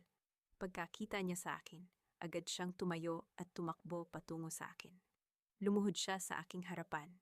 Clea, patawarin mo ako, nagkamali ako. Ang hagulgol niya, ang kanyang mga luha ay bumabasa sa aking mga paa. Pinilit lang ako ni Maui. Sabi niya, papatayin daw ako ng mga pinagkakautangan ko kung hindi ko pipirmahan yung affidavit laban sa'yo. Pero hindi ko na kaya. Clea, hindi ko kayang makita kang ganito. Tumayo ka, Paolo. Ang malamig kong utos. Ang pagluhod mo ay hindi magbabalik sa anak ko. Sabihin mo sa akin ang totoo. Ano pa ang plano ni Elena? Gusto nilang sunugin ang warehouse ng Hiraya bukas ng madaling araw, ang mabilis na sagot ni Paolo. Kinuha nila ang ilang tauhan ni Harvey sa Maynila para gawin ito. Gusto nilang mawalan ka ng kredibilidad sa mga driver at magsasaka dito. At Clea? May kasama silang iba, isang lalaking hindi ko kilala. Pero siya ang nagbibigay ng impormasyon tungkol sa bawat galaw mo. Nagkatinginan kami ni Elias. Ang mensahe ng hacker ay totoo. Ang kaaway ay nagmamasid lamang sa dilim. Elias, tawagan mo ang mga driver ng kooperatiba. Mag-set up tayo ng checkpoint sa lahat ng daan patungo sa warehouse. Ang utos ko, ang aking utak ay mabilis na bumabalik sa rational mode. Paulo, kung gusto mo talagang bumawi, sumama ka sa amin. Ikaw ang magtuturo kung sino ang mga tauhan ni Harvey? Gagawin ko. Clea. Pangako, sabi ni Paulo. Ang kanyang mga mata ay puno ng determinasyon sa unang pagkakataon. Habang naghahanda ang lahat, dinala ako ng aking mga paa sa dalampasigan. Ang langit ay puno ng mga bituin. Tila walang pakialam sa kaguluhang nangyayari sa ibaba. Inilabas ko ang aking cellphone at tiningnan ang litrato ng ultrasound ng aking anak. Anak, konti na lang, bulong ko sa hangin. Ang hustisya para sa'yo ay hindi lang makukuha sa korte. Makukuha ito sa oras na wala nang matitirang anino ng pangalang Villarreal sa lupang ito. Ngunit sa sandaling iyon, isang malamig na sensasyon ang dumaan sa aking batok. Lumingon ako at nakita ang isang bulto sa dulo ng pampang. Ang lalaking nakahudi mula sa plaza. Hindi siya lumalapit. Tinitingnan lang niya ako. Sino ka? Sigaw ko. Hindi siya sumagot. Sa halip, itinaas niya ang kanyang kamay at itinuro ang direksyon ng dagat. Doon, sa malayo. Nakita ko ang ilang mga bangka na mabilis na lumalapit sa pampang. Mga bangkang walang ilaw at tila may dalang panganib. Ang laban ay hindi na lang tungkol sa teknolohiya o pera. Ito ay tungkol na sa kaligtasan ng Hiraya at ng lahat ng taong naniniwala sa akin. Elias, Paulo, handa na ba kayo? Ang huling sigaw ko bago bumalik sa loob ng bahay upang ihanda ang aming depensa. Ang Kabanata 8 ay nagtatapos sa tunog ng mga bangkang humahampas sa buhanginan at ang imahe ni Clea na hawak ang kanyang tablet. Handa nang gamitin ang kanyang katalinuhan upang protektahan ang kanyang bagong imperyo laban sa mga bayarang tauhan ng kanyang biyenan. Ang kadiliman ng gabi sa dalampasigan ay binalot ng tunog ng mga makinang dahan-dahang namamatay. Habang nakatayo ako sa balkonahe ng bahay ni Aling Rosa, pinagmamasdan ko ang 5 itim na bangka na dahan-dahang sumasayad sa buhanginan. Akala siguro ni Doña Elena ay isang mahinang babae lamang ang kanyang kinalaban, isang babaeng iiyak sa isang sulok habang sinusunog ang kanyang pinaghirapan. Ngunit nakalimutan niya ang isang bagay, ang teknolohiya ay hindi lamang para sa mga opisina sa Makati. Ang teknolohiya ay isang mata na nakakakita kahit sa gitna ng pinakamaitim na gabi. Elias, nasa posisyon na ba ang lahat? Bulong ko sa aking headset habang nakatitig ako sa screen ng aking tablet. Ipinapakita rito ang thermal imaging mula sa 2 drone na pinalipad ko kaninang madaling araw. Kitang-kita ang 12 bulto ng mga lalaking may bitbit na mga galon ng petrolyo at mga bakal na pamalo. Nasa paligid na kami ng warehouse. Clea, isang signal mo lang, lilitaw ang lahat. Sagot ni Elias sa kabilang linya. Ang boses niya ay kalmado pero bakas ang determinasyon. Huwag muna. Hayaan nating pumasok sila sa perimeter. Gusto ko silang mahuli sa loob mismo ng aktong pagsunog. Ang tugon ko, tumingin ako sa lalaking nakahudi na kanina pa nakatayo malapit sa pampang. Hindi na siya kumikilos. Tila ba isa siyang estatwa na naghihintay ng hudyat. Sa unang pagkakataon, naramdaman ko na hindi siya kalaban. Siya ang hacker na nagbibigay sa akin ng mga babala. Nang marating ng mga tauhan ni Elena ang tarangkahan ng warehouse ng Hiraya, bigla silang huminto. Ang katahimikan ng paligid ay tila nagbigay sa kanila ng maling kumpiyansa. Nakita ko sa screen ang isa sa kanila na nagsimulang magbuhos ng gasolina sa pintuan. Now, ang maikli kong utos, sa isang iglap, ang buong paligid ng warehouse ay naliwanagan ng mga floodlights na itinago namin sa ilalim ng mga puno at sa tuktok ng mga poste. Ang liwanag ay kasing tindi ng sikat ng araw sa tanghali. Kasunod nito ay ang tunog ng buzina ng mahigit 20 truck ng kooperatiba na sabay-sabay na pumarada at humarang sa lahat ng lagusan. Ang mga tauhan ni Elena ay parang mga daga na nasilaw at hindi alam kung saan tatakbo. Mula sa likod ng mga truck, lumabas ang mga driver, ang mga asawa nila, at ang mga lokal na mangingisda. Hindi sila may hawak na baril, may hawak silang mga cellphone na kumukuha ng video at mga flashlights na nakatutok sa mga mukha ng mga kriminal. Ibagsak nyo ang mga galon na, yan, sigaw ni Nanay Isabel, mula sa unahan. Huwag nyo kaming subukan dito sa Batangas. Lumapit ako sa kanila, kasama si Paulo at Elias. Ang mga tauhan ni Elena ay nanginginig sa takot. Alam nilang wala silang takas. Sino ang nag-utos sa inyo? Tanong ko habang naglalakad patungo sa kanilang pinaka-leader. Ang aking boses ay hindi sumisigaw. Ngunit ito ay may bigat na tila isang hatol ng kamatayan. Wala kaming sasabihin, binayaran kami, sigaw ng isa sa kanila. Pilit na nagtatapang-tapangan. Hindi nyo kailangang magsalita. Sabi ko sabay pakita sa aking tablet. Dahil ang GPS trackers sa mga bangka nyo ay nakakonekta sa account ni Doña Elena Villarreal. Ang bawat pag-uusap nyo sa radyo ay na-record ng system ko. At ang mukha nyo live na itong napapanood ng Regional Police Station. Sa sandaling iyon, ang tunog ng mga sirena ng pulis ay muling umalingaw-ngaw. Hindi na ito ang mga pulis na sinuhulan ni Elena. Ito ang mga opisyal na dala ng NBIR na kanina pa namin hinihintay. Habang iginigapos ang mga tauhan, lumapit sa akin ang lalaking naka-hoodie. Dahan-dahan niyang ibinaba ang kanyang takip sa ulo. Isang pamilyar na mukha ang bumungad sa akin si Mark, ang dating IT head ng Villarreal Holdings na tinanggal ni Elena noong nakaraang taon dahil tumanggi siyang manipulahin ang audit reports. Clea, matagal ko nang hinihintay ang pagkakataong ito, sabi ni Mark. Ang kanyang boses ay puno ng pait.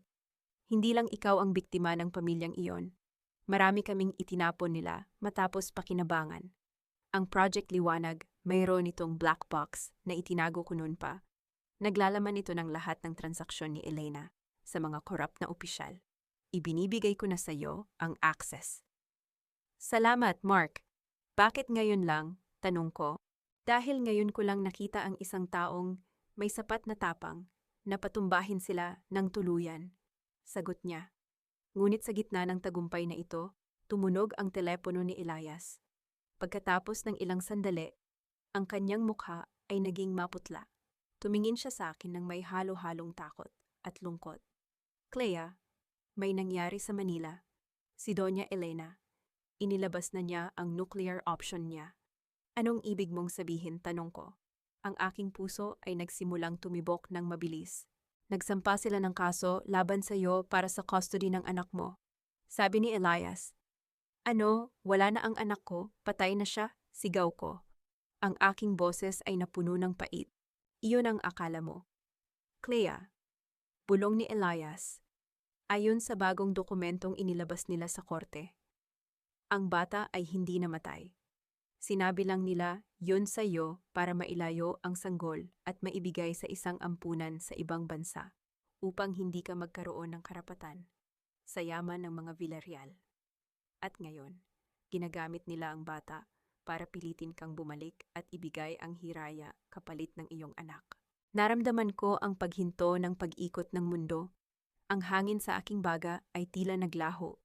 Ang galit na nararamdaman ko kanina ay napalitan ng isang matinding pagka-shock. Ang anak ko, buhay. Ang kabaong na inilibing ko, ano ang laman yon?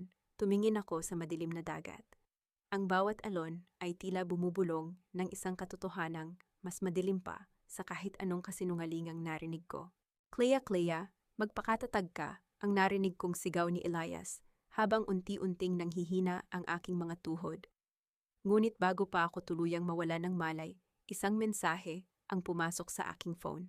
Isang litrato ng isang maliit na bata, may hawak na laruan, at may mga matang kamukhang-kamukha ng sa akin.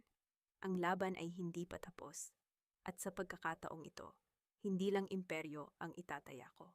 Itataya ko ang aking kaluluwa para makuha ang anak na ninakaw nila sa akin. Ang bawat tibok ng aking puso ay tila isang tambol na naghahanda para sa isang giyera. Sa loob ng sasakyan, patungong Maynila, hindi ko mabitawan ang aking cellphone. Ang litratong ipinadala ni Doña Elena, ang larawan ng isang batang lalaki, na may mga matang kamukhang-kamukha ng sa akin, ay tila isang apoy na nagbabaga sa aking palad. Buhay ang anak ko.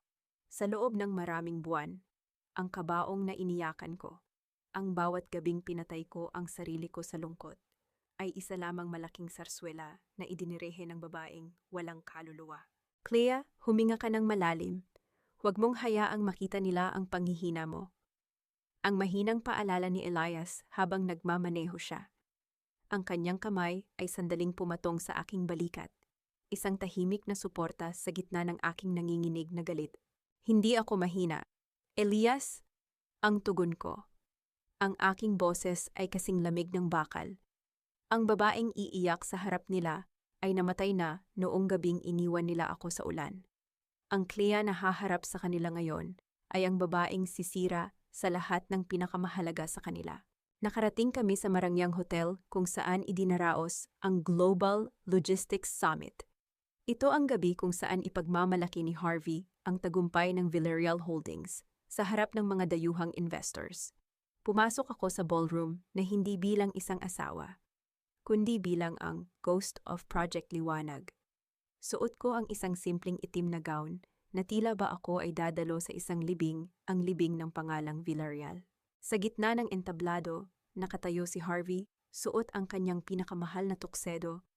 Katabi niya si Doña Elena na nagniningning sa kanyang mga alahas, at si Carmela na tila ba siya na ang bagong reyna ng kumpanya.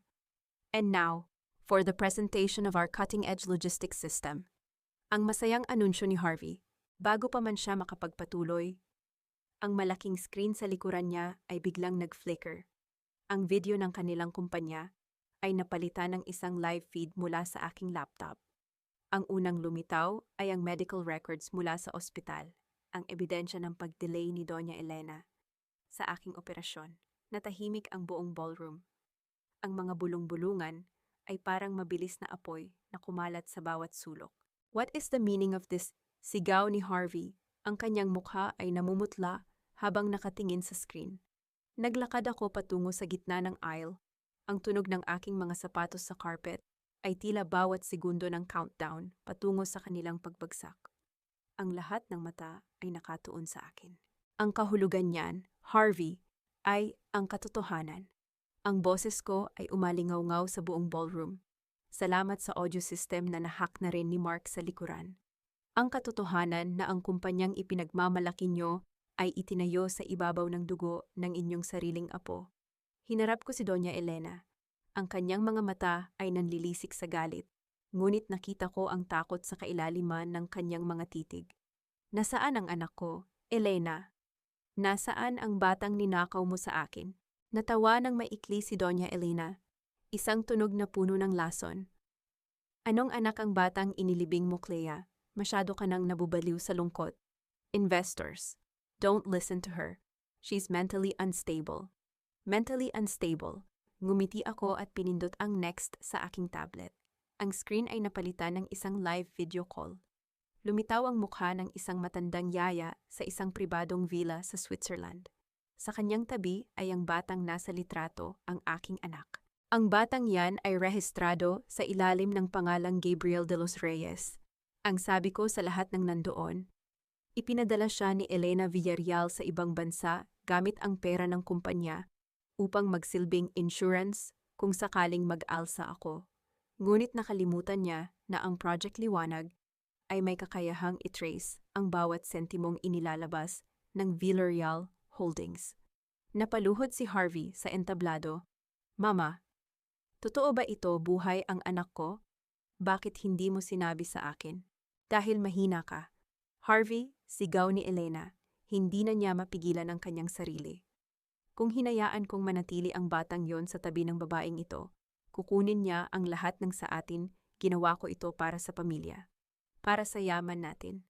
Ang pag-amin na iyon ay narinig ng bawat investor, bawat reporter, at bawat taong nasa loob ng hotel. Ang hiya na pilit nilang itinatago ay tuluyan ng naging isang pampublikong kahihiyan. Tapos na ang laro nyo, ang sabi ko habang ang mga tauhan ng NBI at Interpol ay pumasok sa ballroom. Inilabas na ng korte sa Switzerland ang utos para sa repatriation ng aking anak. At kayo ay haharap sa kaso ng kidnapping, falsification of documents, at attempted murder. Inaresto si Doña Elena sa harap ng lahat. Habang pinaposas siya, ang kanyang mga perlas ay nagkalat sa sahig, isang simbolo ng pagguho ng kanyang huwad na karangalan. Si Carmela ay mabilis na tumakas sa gilid. Ngunit hinarang siya ng mga pulis dahil sa kanyang pakikipagsabwatan kay Maui. Lumapit sa akin si Harvey. Ang kanyang mga mata ay puno ng luha. Clea, please, simulan natin muli para sa anak natin. Pwede tayong maging pamilya. Tumingin ako sa kanya nang may matinding dusing at dusa. Ang pamilyang sinasabi mo ay namatay na noong gabing pinili mong makipag-party kaysa iligtas ang anak natin. Ang pagkakaroon ko ng anak ay hindi nangangahulugang kailangan kita.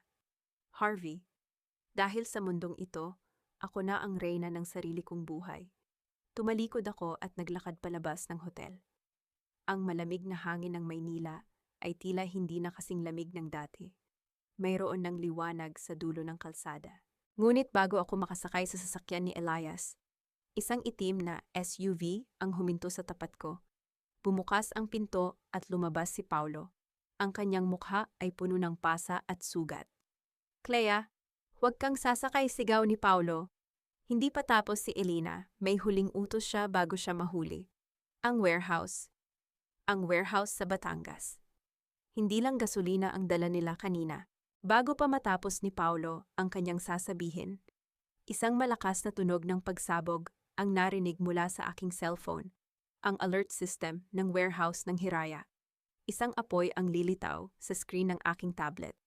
Ang simbolo ng aking pinaghirapan ay kasalukuyang nilalamon ng naglalagablab na apoy. Elias ang Hiraya, ang huling nasabi ko bago muling mabalot ng kaba ang aking dibdib.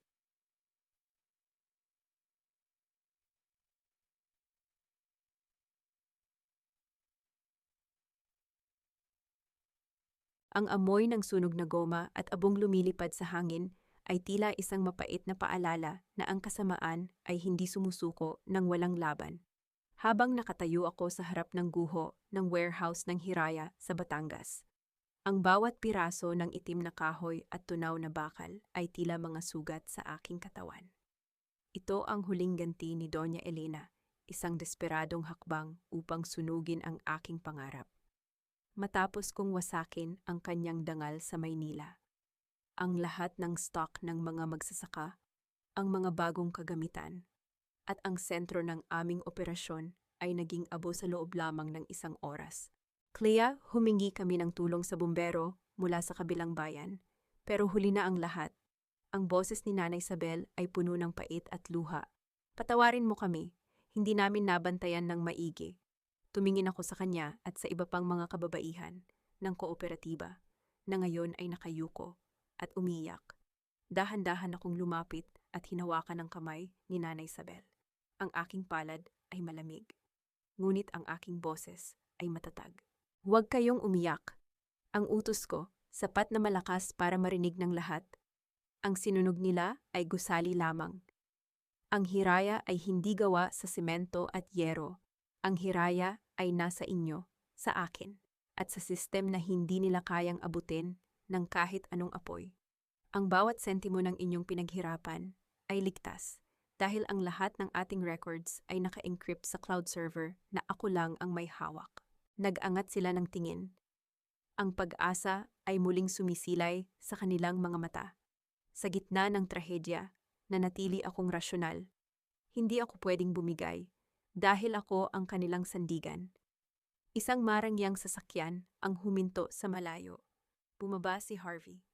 Ang kanyang damit ay gusot-gusot at ang kanyang mukha ay puno ng pagsisisi. Lumapit siya sa akin, pilit na iniiwasan ang mga matatalim na tingin ng mga taga-Batangas. Clea, narinig ko ang nangyari. I'm sorry. Si Mama, hindi ko akalain na aabot siya sa ganito. Ang boses ni Harvey ay nanginginig. Inilabas niya ang isang makapal na sobre. Heto, kumuha ako ng pera mula sa aking personal savings. Sapat na ito para itayo muli ang warehouse. Please. Tanggapin mo ito bilang bayad puri. Tiningnan ko ang sobre at pagkatapos ay tiningnan ko si Harvey ng diretso sa kanyang mga mata. Sa tingin mo ba, Harvey, ay mabibili ng pera mo ang lahat ng sakit na idinulot ng pamilya mo? Gusto mong itayo ang warehouse. Itayo mo, pero hindi para sa akin, kundi para sa konsensya mong wala nang mapaglagyan. Clea, kailangan mo ang pera na ito para sa hiraya. Huwag ka nang magmataas, sigaw ni Harvey. Ang kanyang pagiging desperado ay muling lumalabas. Hindi ko kailangan ang pera mo, Harvey, dahil ang Villarreal Holdings ay wala na ring pera. Ang sagot ko nang may malamig na ngiti. Habang papunta ako rito, inilabas na ni Mark ang black box data sa publiko. Ang lahat ng offshore accounts ni Elena, ang mga suhol niya sa mga senador, at ang mga utang niyo sa dayuhang bangko ay lantad na. Ngayong oras na ito, ang lahat ng assets ng mga Villarreal ay kasalukuyan ng isinasailalim sa freeze order ng gobyerno. Ang perang hawak mo malamang ay huling pera mo na, yan bago ka rin dalhin sa kulungan dahil sa pakikipagsabwatan sa pagnanakaw ng aking anak. Napabitaw si Harvey sa sobre. Ang mga papel na pera ay nagkalat sa ibabaw ng abo, tila mga dahong walang halaga. Doon ko nakita ang tunay na pagkatalo sa kanyang mga mata. Wala na siyang kumpanya, wala na siyang pamilya, at wala na rin siyang asawang babalikan. Pag-alis ni Harvey, lumapit si Elias at si Paulo. Si Paulo ay may dalang tablet. Ang kanyang mukha ay puno ng kaba. Clea, may mensahe mula sa Switzerland, sabi ni Paulo. Ang repatriation team, nakasakay na sila sa eroplano kasama si Gabriel. Darating sila sa loob ng 4 na oras. Naramdaman ko ang paghinto ng aking mundo. Ang salitang Gabriel ay tila isang himig na nagpabalik ng lahat ng aking lakas. Ang bawat sakripisyo, ang bawat gabi ng pakikipaglaban sa codes at sa mga kaaway, ay para sa sandaling ito. Elias, kailangan nating pumunta sa airport, sabi ko. Ang aking boses ay sa wakas ay nabasag ng kaunting emosyon. Handa na ang sasakyan, Clea, sagot ni Elias. Pero bago tayo umalis, may isang tao pang gustong makita ka. Lumingon ako at nakita si Maui na nakaposas, inaakay ng mga pulis patungo sa isang patrol car. Huminto siya sa harap ko. Ang kanyang mukha ay punong-puno ng luha at pasamalamang ay galing sa pakikipag-away niya kay Carmela sa loob ng presinto. Clea, patawarin mo ako. Ginamit lang ako ni Elena. Sinabihan niya ako na sisirain niya ang buhay ko kapag hindi ako sumunod. Ang pagmamakaawa ni Maui. Matalik tayong kaibigan. Diba tulungan mo akong bawasan ang sentensya ko? Tiningnan ko siya nang walang kahit anong awa. Matalik na kaibigan. Ang kaibigan ay hindi nagnanakaw ng pirma at hindi nagbebenta ng kaluluwa. Ang sentensya mo ay ang tanging bagay na tunay mong pag-aari ngayon. Mauwi. Enjoyin mo ang bawat araw sa loob ng selda habang iniisip mo kung paano mo itinapon ang 8 taon nating pagsasama. Hindi ko na hinintay ang kanyang sagot. Sumakay ako sa sasakyan kasama si Elias, habang binabagtas namin ang daan palayo sa nasunog na warehouse. Tiningnan ko ang langit na unti-unting nagiging kulay ube at ginto. Ang araw ay lumulubog na para sa mga Villarreal, ngunit para sa akin at sa Hiraya, ang bukas ay kailanman ay hindi naging ganito kaliwanag. Nakarating kami sa airport. Ang bawat minuto ng paghihintay sa arrival area ay tila 1 taon. Ngunit nang bumukas ang pinto ng international arrivals, nakita ko ang isang babaeng officer na may hawak na isang batang lalaki. Ang bata ay may suot na maliit na jacket. May bitbit na asul na oso na laruan. At ang kanyang mga mata, ang mga matang yon na matagal kong ipinagkait sa aking sarili, ay lumingon sa aking direksyon. Gabriel! Ang tanging naisambit ko bago ako tumakbo patungo sa kanya, Ang Kabanata 11 ay nagtatapos sa imahe ni Clea na sa wakas ay nayakap ang kanyang anak sa gitna ng mataong airport, habang sa background ay makikita sa balita sa telebisyon ang opisyal na pagdedeklara ng pagkalugi ng Villarreal Holdings at ang paglilipat ng lahat ng kanilang transport contracts sa Hiraya Women's Cooperative.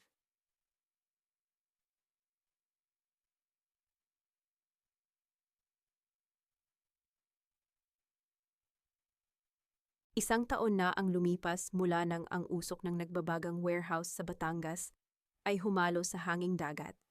Ngayon, sa tapat ng bagong gusali ng Hiraya Center, ang tanging amoy na nananaig ay ang bango ng bagong giling na kape at ang sariwang pag-asa ng mga taong bumubuo nito. Hindi na lamang ito isang simpleng kooperatiba. Ito ay naging isang simbolo ng pagkakaisa ng mga kababaihan at driver sa buong Luzon. Ang Project Liwanag, na dati ay ginamit para sa pansariling yaman ng mga Villarreal, ay isa na ngayong bukas na platform na tumutulong sa libu-libong maliliit na negosyante upang hindi na sila muling maapi ng mga higanteng korporasyon. Pinanood ko si Gabriel mula sa bintana ng aking opisina. Ang aking anak ay masayang tumatakbo sa garden kasama ang ilang mga bata sa komunidad. Ang kanyang tawa ay ang pinakamagandang musika na narinig ko sa buong buhay ko, isang himig na nagpapatunay na ang bawat pait na naranasan ko ay may katumbas na matamis na gantimpala. Ma'am Clea, handa na po ang lahat para sa ribbon cutting ng ilaw para kay Nanay Clinic. Ang boses ni Nanay Isabel ay puno ng kagalakan. Tumango ako at dahan-dahang isinuot ang aking puting blazer. Habang pababa ako ng hagdan, napatigil ako sa tapat ng isang telebisyon sa lobby. Isang ulat sa balita ang kasalukuyang ipinapakita. Nakita ko ang isang pamilyar na mukha sa loob ng selda ng Correctional Institute for Women, si Doña Elena Villarreal. Ang kanyang mga mamahaling alahas ay wala na. Pinalitan ito ng isang simpleng unipormeng kulay kahil ang kanyang mukha, na dati ay puno ng pagmamataas, ay tila isang tuyong dahon na nalalanta na. Ang pangalang Villarreal ay naging kasing kahulugan na ng katiwalian at kahihiyan. Ang kanilang mansyon sa Makati ay kinuha na ng bangko at ang bawat sentimo ng kanilang natitirang yaman ay napunta sa mga biktima ng kanilang mga ilegal na transaksyon. Si Harvey naman ay nabalitaang nasa isang malayong lalawigan. Nagtatrabaho bilang isang ordinaryong driver ng truck para sa isang maliit na kumpanya. Wala na ang kanyang mga designer suits at ang kanyang luxury cars. Sa huling balitang natanggap ko, sinusubukan niyang magpadala ng sulat para kay Gabriel. Ngunit ang bawat sulat niya ay nananatiling nakasara sa isang kahon sa aking attic. Hindi sa dahil ako ay puno pa rin ng galit, kundi dahil ang aking anak ay hindi kailangang lumaki sa anino ng isang lalaking hindi marunong manindigan para sa kanyang pamilya. Paglabas ko ng gusali, sumalubong sa akin ang mainit na sikat ng araw. Nakita ko si Elias na naghihintay sa tapat ng klinika. Hindi na siya ang doktor na nakilala ko sa gitna ng trahedya. Siya na ngayon ang aking katuwang sa bawat hakbang ng pagbuo ng pangarap na ito. Handa ka na ba, Clea? Tanong ni Elias nang may malambot na titig. Handa na ako, Elias. Matagal na. Sagot ko habang hinahawakan ang kanyang kamay. Ang init ng kanyang palad ay nagpapaalala sa akin na ang pag-ibig ay hindi laging kailangang maging isang unos. Minsan, ito ay isang mahinahon na daloy ng tubig na dahan-dahang naghihilom sa mga sugat ng nakaraan. Tumayo ako sa harap ng mikropono, tinitingnan ang daan-daang mukha ng mga taong naniwala sa akin. Sa tabi ng klinika, nakatayo ang isang maliit na library na ipinangalan ko sa sanggol ng Hiraya, ang anak na hindi man lang nakahinga. Ngunit naging mitsa ng aking pagbabago. Ang kwentong ito ay hindi tungkol sa paghihiganti. Ang panimula ko, ang boses ko ay matatag at malinaw. Ito ay tungkol sa paghahanap ng sariling liwanag sa gitna ng pinakamadilim na gabi. Sa lahat ng kababaihang nakaranas ng pagtataksil. Sa lahat ng inang mag-isang lumalaban. Tandaan ninyo, ang inyong halaga ay hindi itinatakda ng apelidong dala ninyo o ng lalaking nasa tabi ninyo. Ang inyong halaga ay nasa inyong kakayahang tumayo muli matapos ang bawat pagbagsak. Tiningnan ko si Gabriel na kumakaway sa akin mula sa malayo. Napatawad ko na sila, bulong ko sa aking sarili. Pinatawad ko sila hindi dahil karapat-dapat sila sa aking kapatawaran, kundi dahil ang aking puso ay nararapat sa kapayapaan.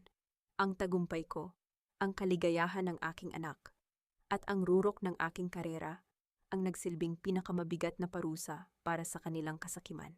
Sa huling sandali, lumingon ako sa dagat. Ang mga alon ay payapang humahampas sa pampang. Tila bumubulong na tapos na ang giyera.